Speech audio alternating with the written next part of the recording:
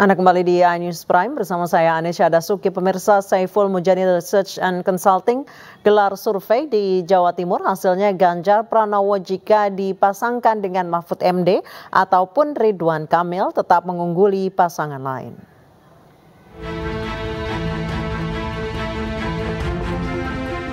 Dalam survei nasional SMRC yang digelar 20 hingga 22 September 2023 via telepon, khusus di Jawa Timur, Ganjar Pranowo selalu unggul dalam beberapa simulasi baik dipasangkan dengan Mahfud MD maupun Ridwan Kamil. Walau Anies Muhaimin telah deklarasi lebih awal, namun dukungan pada pasangan ini di Jawa Timur belum berkembang. Pada simulasi pasangan Ganjar dan Mahfud mendapat suara hingga 45%, sementara Prabowo Erik 28% dan Anies Muhaimin 12%. Sementara jika Ganjar dipasangkan dengan Ridwan Kamil mendapatkan 47%, sedangkan Prabowo Erik 24% dan Anies Muhaimin 14%.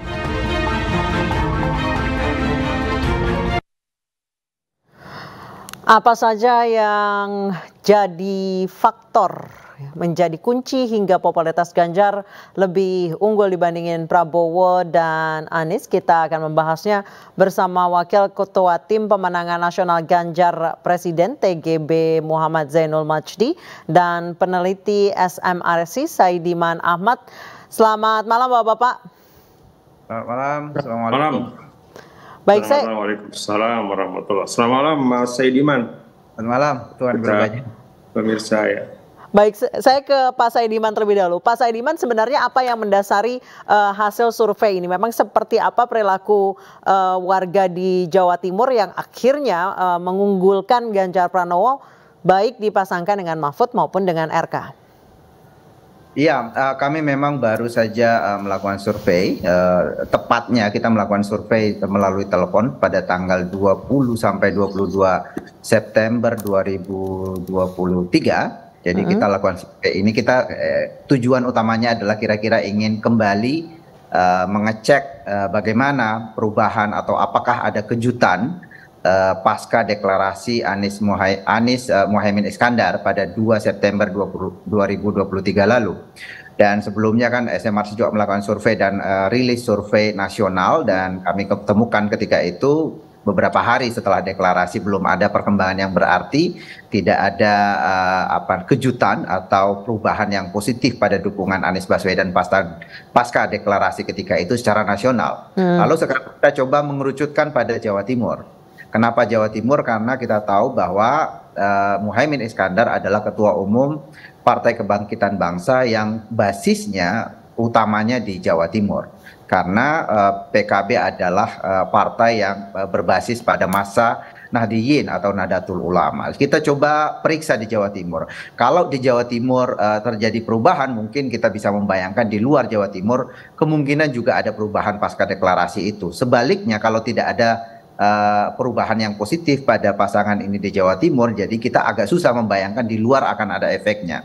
Dan kita menemukan pada survei ini, kita coba melakukan simulasi pasangan Anies berpasangan dengan Muhaimin Iskandar, kita coba pasangkan Ganjar dengan Mahfud MD yang sekarang ini banyak dibicarakan orang yang kemungkinan potensial menjadi pasangan Ganjar Pranowo. Prabowo Subianto kita pasangkan dengan Erick Thohir, dan hasilnya adalah pasangan Amin atau Anies Baswedan Muhaimin Iskandar mendapatkan 12%, pasangan Ganjar Mahfud MD 45%, dan Prabowo Erick Thohir 28%, masih ada 14% yang belum menentukan pilihan.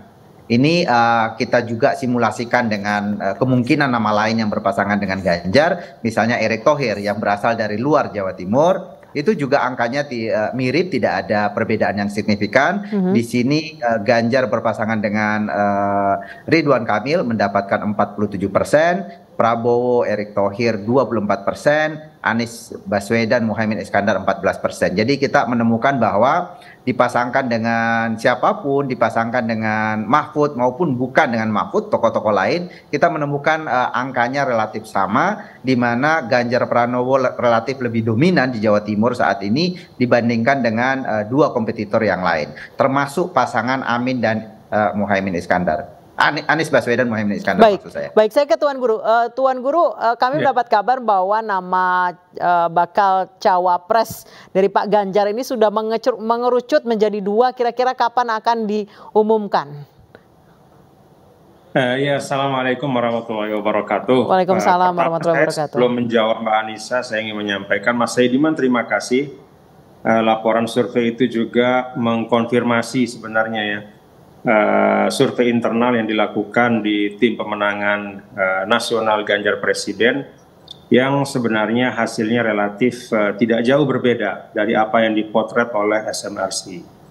Jadi kami syukuri, dan ini jadi satu penyemangat ya pada hari baik, bulan baik ya, bulan Rabiul Awal, hari Maulid, ada berita baik. Mudah-mudahan berujung pada hal yang baik dan Mas Ganjar nanti benar-benar dipercaya, diberikan amanah oleh rakyat Indonesia menjadi Presiden Republik Indonesia yang ke-8 bersama pasangannya nanti. Mbak Anissa tadi disampaikan tentang calon Wakil Presiden Mas Ganjar. Sebenarnya memang di dalam partai-partai yang bekerja sama secara politik ya, kami memilih istilah kerjasama politik ya, bukan koalisi. Memang ada nama-nama dan itu dibahas oleh para ketua umum bersama dengan Bapak calon presiden Pak Ganjar Pranowo. Pasti sudah mengerucut ya menjadi shortlist karena waktu juga sudah semakin dekat, sehingga menurut saya ya kita tunggu saja ya. Siapapun nanti yang dipilih, dan kembali kepada yang disampaikan oleh Mas Saidiman tadi, satu temuan menarik bahwa siapapun calon wakil presiden yang dipilih yang membersamai Mas Ganjar itu ternyata relatif ya perolehan atau elektabilitas tidak terlalu tidak terlalu fluktuatif, relatif stabil. Ini juga kabar yang baik untuk kami, alhamdulillah. Baik Tuan Guru, ini kan tinggal 2 minggu lagi Tuan Guru. Kira-kira di minggu kapan? Apakah akan nanti di injury time mungkin 1 hari sebelum waktu pendaftaran ataukah minggu depan? Kapan saja bisa terjadi ya. Kalau melihat 2019 kan ada proses last minute ya. 2024 ini mungkin tidak persis seperti itu, tetapi memang sekarang dalam proses akhir ya, kita sabar saja ya. Baik Pak Saidiman, ini kapan waktu yang tepat? Kan saat ini di Jawa Timur padahal yang kita tahu adalah basisnya Caimin, namun ternyata hasil survei yang menguasai adalah Ganjar Pranowo. Kira-kira kapan waktu yang tepat, timing yang tepat, hari yang baik di saat Ganjar Pranowo sedang naik daun untuk mengumumkan pasangannya? Kalau kita lihat hasil-hasil survei yang ada, tampaknya memang tidak ada kebutuhan yang cukup mendesak sebenarnya untuk memunculkan nama. Karena salah satu yang kita temukan, bukan hanya survei sekarang, tetapi sebelum-sebelumnya, secara konsisten kita menemukan tidak ada tokoh yang benar-benar ya bisa menaikkan ataupun menurunkan suara capres. Jadi sejauh ini pemilih kita lebih melihat pada capresnya, tokoh capresnya, bukan pendampingnya. Ternyata ya dari simulasi yang kami lakukan, misalnya bahkan di Jawa Timur kita pasangkan Pak Ganjar dengan tokoh Jawa Timur, tokoh Nahdlatul Ulama dengan tokoh di luar Jawa Timur, hasilnya relatif sama. Jadi saya melihat sebenarnya dari sisi elektoral tidak terlihat ada kebutuhan yang mendesak untuk cepat-cepat mengumumkan cawapres, tapi mungkin koalisi atau elit-elit politik yang mendukung Pak Ganjar ataupun capres yang lain, mungkin ada pertimbangan lain di luar elektoral yang kemudian bisa diambil untuk menentukan cawapres. Dan ini juga tentu bukan keputusan yang bisa segera dilakukan, karena mereka harus menghitung macam-macam hal, termasuk pendukung koalisinya ataupun mungkin masa depan. Ada pertimbangan-pertimbangan misalnya apakah calon A ini bisa misalnya ya mendukung kinerja pemerintahan setelah menang nantinya. Karena itu kemudian membutuhkan calon yang kira-kira memenuhi kriteria itu. Kriteria katakanlah misalnya untuk kesuksesan pemerintahan ke depan membutuhkan kepemimpinan yang akuntabel, yang kira-kira bisa meningkatkan akuntabilitas pemerintahan. Karena itu sosok seperti mungkin ya Mahfud MD dipertimbangkan karena ia terkenal cukup punya integritas dan juga berani melakukan terobosan dalam rekam jejak di pemerintahan sejauh ini. Baik, saya kembali ke Tuan Guru. Tuan Guru, jika di Jawa Timur Ganjar Pranowo ternyata pemilihnya banyak, cukup kuat, Jawa Tengah tidak jauh pasti karena memang Ganjar Pranowo adalah gubernur Jawa Tengah. Bagaimana di Jawa Barat dan wilayah lain? Apakah memang ada pemetaan yang butuh perhatian khusus untuk nanti menjadikan orang yang tepat mendampingi Ganjar Pranowo? Pasti ada pemetaan ya yang dilakukan oleh kami dan oleh seluruh pihak saya pikir terhadap daerah-daerah dan para pemilih yang ada di seluruh daerah. Tetapi saya ingin juga menyampaikan bahwa secara substantif ya, secara mendasar bagi kami di TPN, seluruh pemilih di seluruh wilayah Republik Indonesia itu penting. Jadi walaupun ada istilah di daerah A misalnya adalah basis dari capres atau cawapres A misalnya, tetapi kami tidak ingin terpaku di situ. Karena terus terang kami juga meyakini ya bahwa para pemilih adalah manusia-manusia merdeka yang memiliki akal, pikiran, rasa, yang bisa berubah pandangannya, pilihannya, melihat dari situasi-situasi yang ada.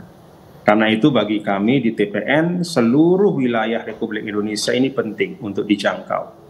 Dan kalau saya tidak salah ya dalam temuan surveinya SMRC Mas Saidiman itu juga terlihat ya bahwa ada ruang untuk meningkatkan popularitas dari Mas Ganjar yang masih belum maksimal. Dan itu yang juga sedang kita upayakan kerja-kerja itu, karena ketika popularitas itu meningkat maka itu berbanding lurus dengan elektabilitas Mas Ganjar yang semakin solid. Kami berikhtiar mudah-mudahan mendapatkan kemenangan yang meyakinkan insya Allah pada 14 Februari 2024. Baik, saya kembali ke Pak Saidiman. Pak Saidiman, tadi Tuan Guru menyebutkan ada ruang-ruang untuk meningkatkan popularitas Pak Ganjar yang belum terisi secara maksimal. Di manakah ruang-ruang itu, mungkin boleh dibeberkan Pak Saidiman?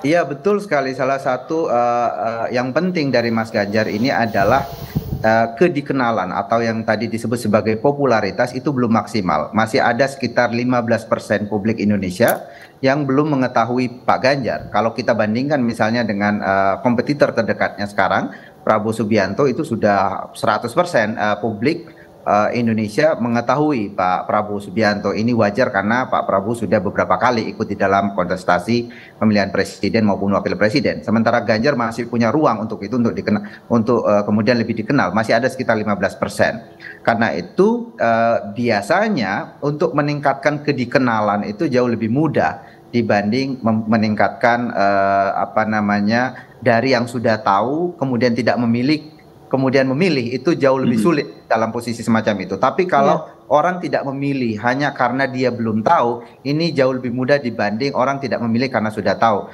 Orang tidak memilih karena sudah tahu biasanya punya resistensi yang lebih kuat di sana. Dia sudah menentukan pilihan. Tetapi karena itu kemudian masih ada ruang di sana. Hal yang kedua, kenapa ruang popularitas ini menjadi penting? Karena kalau kita lihat ada kecenderungan likability atau tingkat kesukaan publik atau tingkat penerimaan publik pada Pak Ganjar ini lebih positif dibanding dengan kompetitor yang lain, dengan Pak Prabowo ataupun dengan Mas Anies Baswedan. Jadi itu yang mungkin bisa meningkatkan, dan di dalam survei SMRC kita beberapa kali melakukan analisis terhadap publik yang sama-sama tahu. Kalau pada umumnya publik, baik yang tahu Pak Ganjar maupun tidak, itu umumnya jarak antara Prabowo Subianto dengan Ganjar Pranowo ini sangat dekat. Bahkan kami tidak bisa menentukan sekarang siapa di antara kedua tokoh ini yang lebih unggul dibanding yang lain. Tetapi kalau yang kita analisis adalah yang sama-sama tahu, itu Ganjar menjadi cenderung lebih unggul dibanding Prabowo Subianto maupun dengan Mas Anies Baswedan. Saya kira di sana peluang yang tadi dikatakan oleh Tuan Guru Bajang. Baik, Tuan Guru, dengan melihat ruang-ruang kosong yang belum dimaksimalkan, langkah ke depannya akan bagaimana, Tuan Guru? 15% yang disampaikan Mas Saidiman itu ekuivalen sekitar 30 juta ya Mas Saidiman ya, dari daftar pemilihan 204 juta. Ya. Artinya itu jumlah yang sangat besar ya, sekitar 30 juta pemilih yang terdaftar.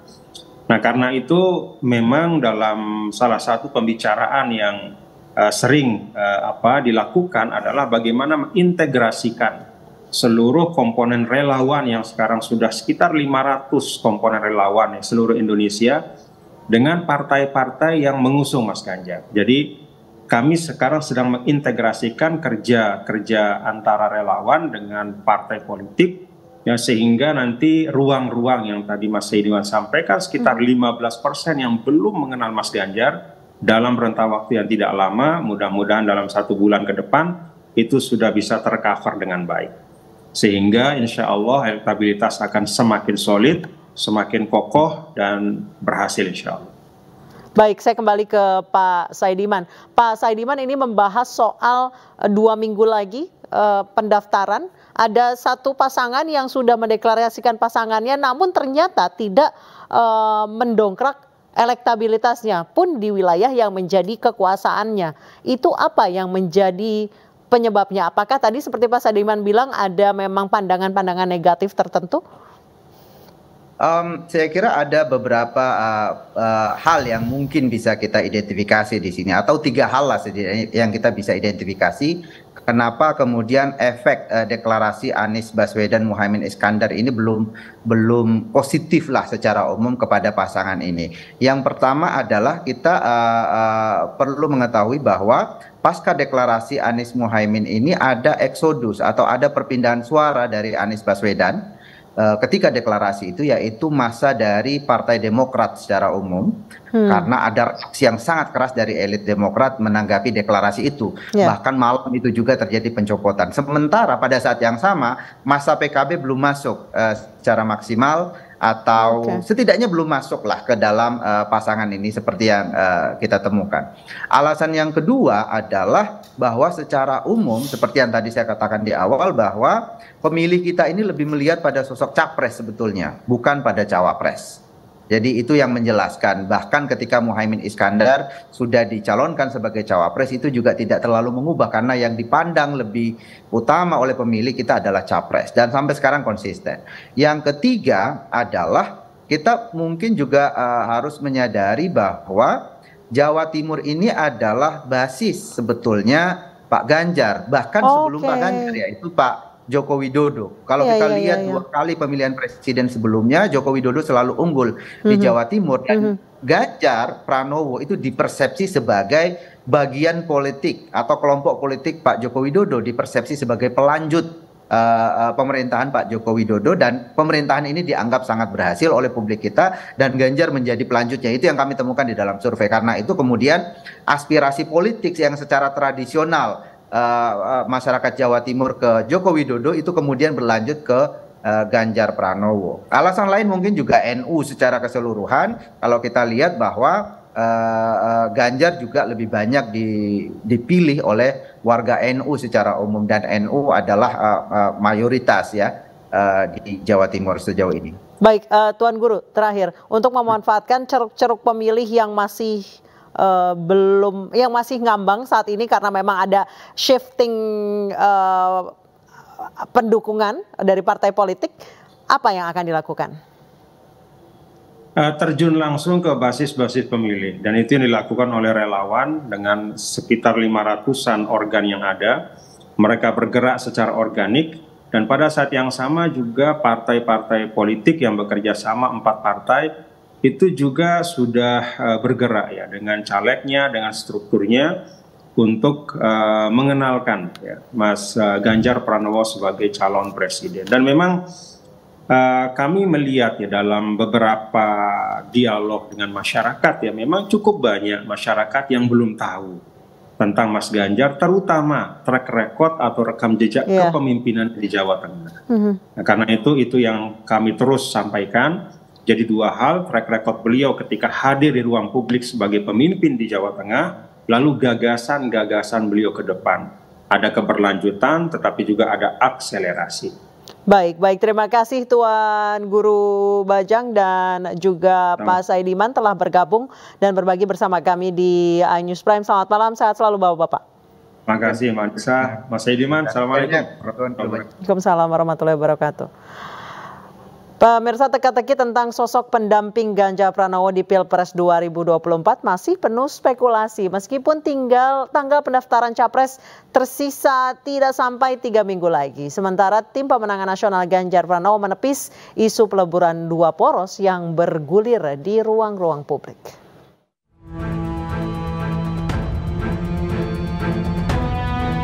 Tiga minggu menjelang pendaftaran calon presiden dan calon wakil presiden, sejumlah nama yang digadang-gadang menjadi calon pendamping Ganjar Pranowo semakin mengerucut. Dua nama yang paling santer disebut akan mendampingi Ganjar Pranowo pada Pilpres 2024 adalah Menteri Pariwisata dan Ekonomi Kreatif Sandiaga Uno dan Menteri Koordinator Bidang Hukum dan HAM Mahfud MD. Namun Ketua Tim Pemenangan Nasional Ganjar Pranowo, Arsyad Rashid, menepis kabar tersebut dan mengaku belum mendapatkan informasi itu. Arsyad menegaskan tim pemenangan konsisten mengusung Ganjar Pranowo sebagai presiden, yang artinya isu peleburan poros antara Ganjar dan Prabowo nyaris nihil. Isunya nggak ada buat kita, makanya bilang nggak ada isu ginian ya. Jadi nggak pernah ada itu. Jadi yang jelas adalah Ganjar presiden. Gitu. Jadi kalau tadi nggak ada pembahasan karena emang apa yang mau dibahas, kan tidak ada pembahasan itu. Isu peleburan dua poros juga ditepis oleh Partai Persatuan Pembangunan. Hal itu diungkapkan oleh Sekjen P3 Anwar Tomafi. Tidak ada pembahasan sama sekali terkait dengan kemungkinan atau rumor-rumor yang berkembang terkait misalnya bergabungnya ya koalisi kerjasama antara capres Pak Prabowo dan juga capres Pak Ganjar Pranowo. Jadi tidak ada pembahasan terkait itu. Sementara itu, Sekjen PDI Perjuangan Hasto Kristianto mengungkap sosok pendamping Ganjar telah diputuskan dan hanya tinggal menunggu tanggal pengumuman.